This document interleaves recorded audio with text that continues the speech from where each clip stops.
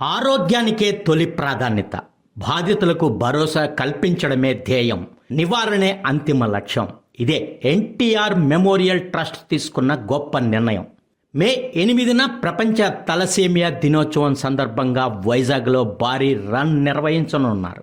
NTR trust managing trustee Nara Bhuvaneswari ఆధ్వర్యంలో ఈ కార్యక్రమం జరగనుంది.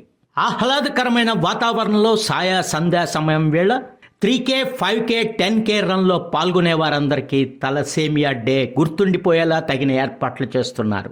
ఇక ఈ కార్యక్రమానికి Lansum N point developers LLP group chairman Koonapareddy Umesh 30 లక్షల విరాళాన్ని ప్రకటించారు.